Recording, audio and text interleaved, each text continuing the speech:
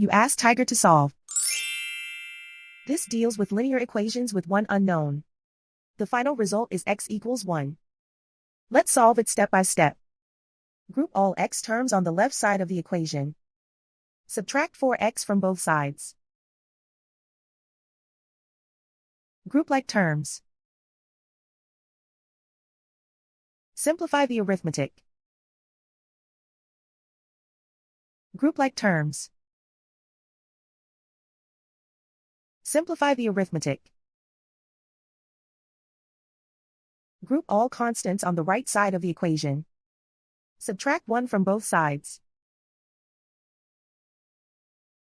Simplify the arithmetic.